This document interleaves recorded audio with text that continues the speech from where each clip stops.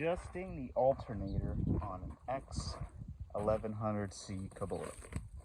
This is kind of like common maintenance. And now this unit's a 2019, and after about, let's see, 1128 hours, I come by around the farm and it squeals when you start her up.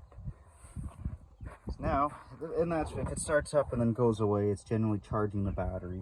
And this fan alternator belt is also on the water pump, so you can see the water lines coming off the water pump and the fan. So there is a lot. The air conditioning belt is totally separate, and it's actually like a 4-rib, which in my opinion is actually not a bad belt. I had good luck with ribbed belts. So you can see, like even my Honda car has 400,000 kilometers and it's still got the original 6-rib belt. So you can see the 4-rib belt, and that is for the AC compressor. Thank God I don't have to adjust the AC compressor, because again, it's at the front, the adjustment bolts, and they're a pain. But if I designed this, I'd make sure it's accessible. But all they'd have to do is have a little adjusting bolt, loosen it off, and then tighten the bolt so the belt's a little tighter. I much prefer a manual tensioner compared to an auto tensioner, or to manually tension the belt, because an auto tensioner will fail will. So to get the alternator, I took out the bolts for this little rad.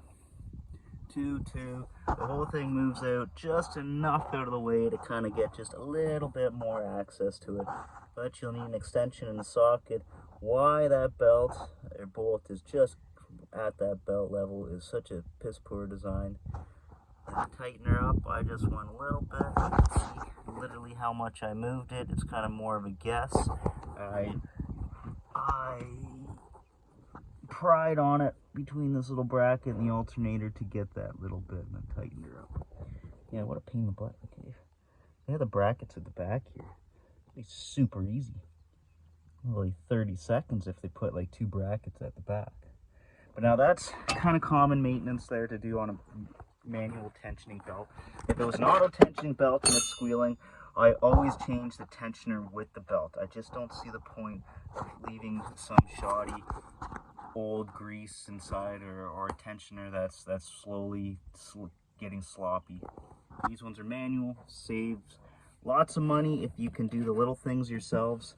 These machines are very easy to maintain.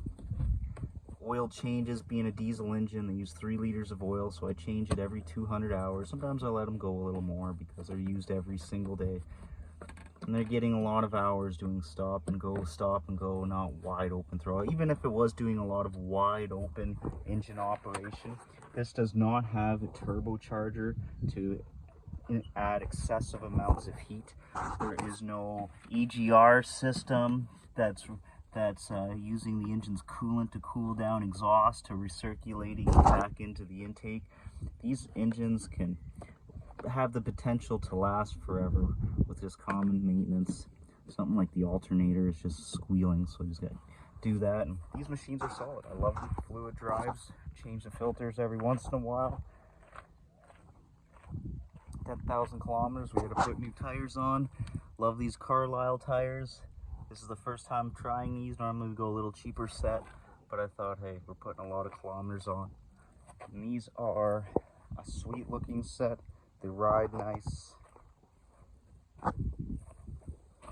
Actually, if you don't know how I access to this point by lifting up the seats, here, let's go start putting her back together now. So, got your little seat thing right here. So there is actually a seal, dumb seal. You can see it actually slides in.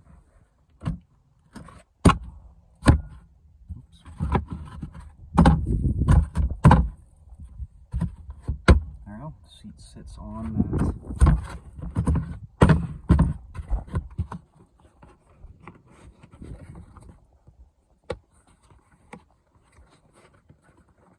It's nice having little covers on everything. When these covers get lost, it's not nice having an open gap in the area. Just like these little plastic things always fall off. The door handles do pull through, and I put bigger fender washers on those on the inside. Great design that way. There we go, that's in place. It's got little coolant holes. Check or fill up the transmission fluid. There it is right there. To drain the transmission fluid, there it is right there. That's actually the filter. Oh yeah, I'm not going to change that filter. You can see into it. I like that. Alright, so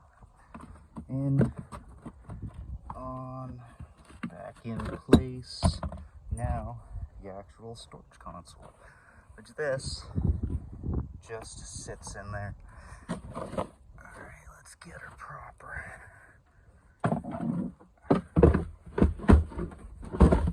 Perfect. Seat covers, simple. Love that. Doors close very easy once the windows are open. These things are very, very sealed cabs. I love this because the dump box does go down if you command it to.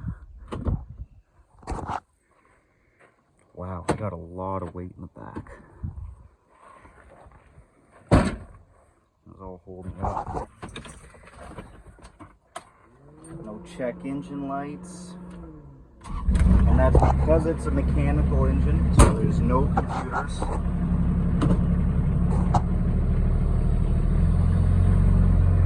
Oh yeah. No squealing.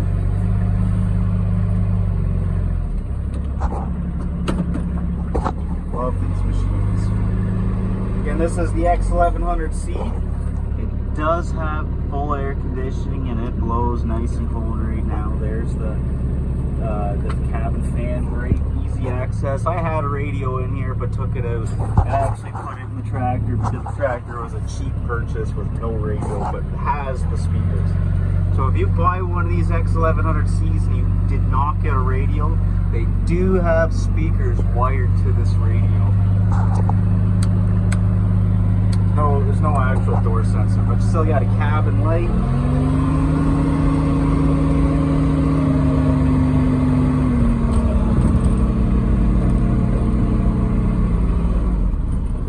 Oh yeah, I love this thing. As soon as you let go of the throttle, it comes to a stop. So, throttle, let go. And this is why they're a must on the farm.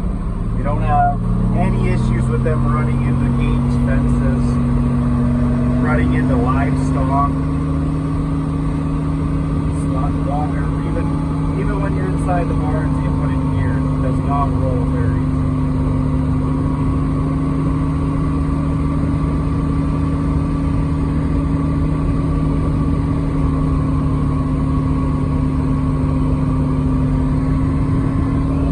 If I turn the AC off, I'll probably get a little faster too. Oh yeah, there it is.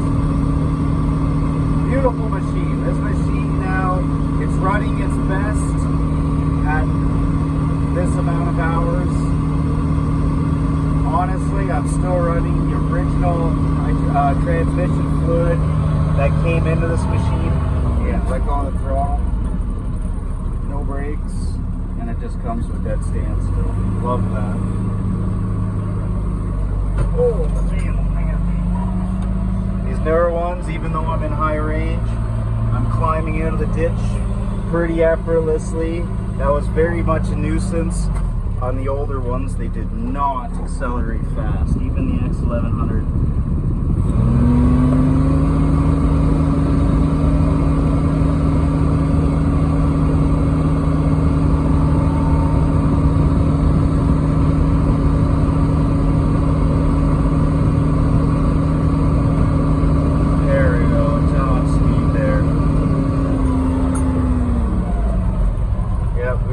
Run the farm through this machine.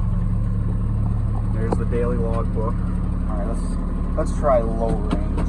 So low range. Easy into gear. Oops, that was reverse. There's low range.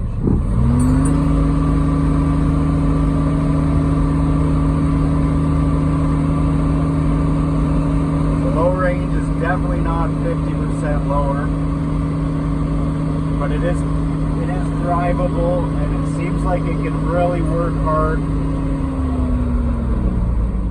Oh, and it does have a way better braking system. They're slowing down. So my long-term review on these machines, they are rock solid. Just don't have stuff falling on the exhaust. You don't ever have to worry about them burning down. No check engine lights. They're piss tanks on diesel unless you're sitting idling and putting around. They're a machine that you're pretty much driving it wide open all the time. And these little naturally aspired diesels will far outlast any gas engine of equal size. This thing though is only 24 horsepower, and that allows them to have zero emissions and just the bare naturally aspirated diesel engine. Oh, it feels nice though with this AC. The louvers are great, completely cut off, turn up and down. Footwoods are not adjustable, but still adequate. The room for a 6-foot individual is all right. My brothers are 6'8", and luckily they haven't completely smashed it up, but they do hit this key with their knee. Love this machine. This is our second one. Probably got the worst friggin' window wiper washer system ever, but it still works, and there's room for improvement. You can always modify it and put a nozzle on the actual wiper arm itself. I'm pretty sure Western Star one will clip right on. Yeah, to finish this off, this machine is one solid machine. The only thing we've ever actually had break is the little clips that allow you to open it from the inside, and then the rest of it is just solid. Where the air filter is, way better than the older machines. We had one coolant line pop off on this machine, and it also popped off on the other X900. So that's a factory thing. That's something that they're not good at putting on. But they're clamps. They're not ties. They're actual clamps that you tighten up. There is 3 certs on the A-arm bushings. And yeah, love this machine. See those inside steering things, absolutely running. But the steering gear, or the actual steering arm on the machine, like the steering rack, I guess you could call it, is not actually bolted. It's got pins, so it moves. So it makes these things a little sloppy to steer. So I highly suggest to anybody, they cannot go past 40 kilometers an hour, or you might have trouble keeping them out of the rhubarb, as we'd say up here in Canada. You can tell